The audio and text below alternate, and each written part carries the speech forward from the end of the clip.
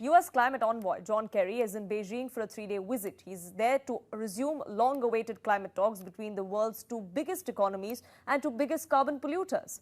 As effects of climate change is taking catastrophic turns across the globe, we've seen the kind of floods that have taken place in several parts of the world. We've seen the kind of heat wave that is being witnessed across the world as well. John Kerry, the U.S. climate envoy, has now arrived in Beijing, and he is going to try and resume and put back on track the negotiations that have been halted with China. Despite lingering diplomatic tensions, the two mega fossil fuel polluters are set to discuss ways in which they can effectively slash greenhouse emissions by transitioning to clean alternatives.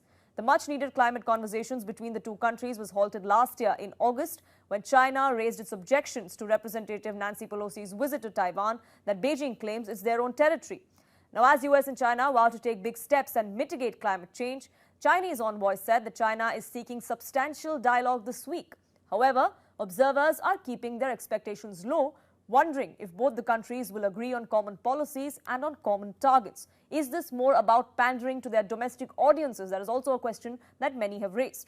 Abhishek Jha, my colleague, joining us, getting us the latest on that. Now, Abhishek, there is a lot that needs to be done as far as both China and US are concerned, as far as reducing their carbon footprint goes. And the government there has been facing diplomatic compulsions as well. The Republicans have been going after the Biden administration, that the administration is not doing enough to make sure that China is accountable. Of course, see, Purnima, if we talk collectively, China and US happens to be the largest emitters of greenhouse gases in the world. Collectively, they spew about 40% of emissions. And in the last 1 year, there has been not much of engagement between the two sides on the issue of climate change.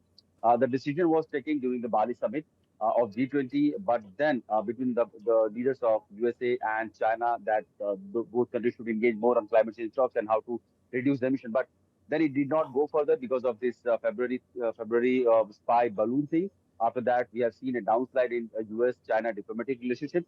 However, things have improved in the last 4 weeks at least, we could say, because this is the third, third cabinet level meeting, cabinet secretary level visit from the U.S. to China after Antony Blinken and Janet Yellen. And again, it will be followed by Raimondo, Secretary of Commerce also to China. So it looks like USA is trying to engage with China holistically on the issue of trade, commerce, economy, security, and of course, climate change. Now, what do these countries have decided? In 2015, the Paris Agreement had broadly, ratification or agreement from all the countries, and US has also agreed that by 2030 it will achieve 50% of reduction of its emission targets, and by 2050 it will stop adding any new emission to the greenhouse gas. But China has been adamant that by 2030, it cannot reduce the emission. In fact, it will just keep on increasing. And by 2060, it will stop adding any emission to the climate change. So how to fast track the conversation or those commitment is something that the two sides will be discussing. Also, the discussion will happen on reducing tariffs from Chinese solar battery, which have China has become largest source of solar batteries uh, for countries across the world.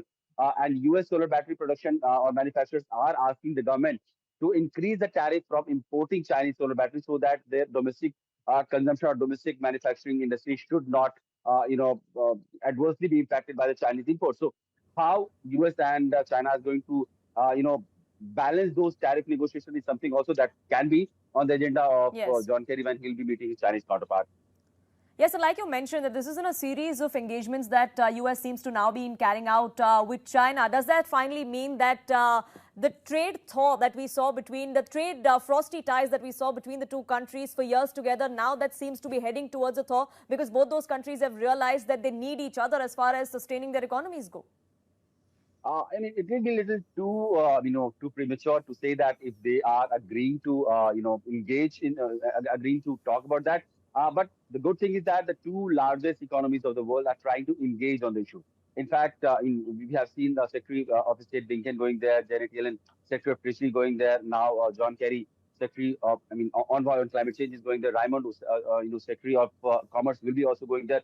But Chinese side has categorically denied having any engagement on the defense aspect or the defense relationship or officials or the high-level officials of China and US engaging on the defense aspect. It was reported that in the month of February, despite Pentagon and higher US officials requesting an engagement or meeting or conversation with the Chinese counterpart, those requests were denied. So things are not too good between the two sides, but yeah, even the workable relationship between the two major economies of the world and major climate emitters of the greenhouse gases is something that is a welcome step, and we can only hope some positive outcomes with the meetings that John Kerry is going to have in China and Sure. tariff discussion that will happen between the Chinese side and the US side.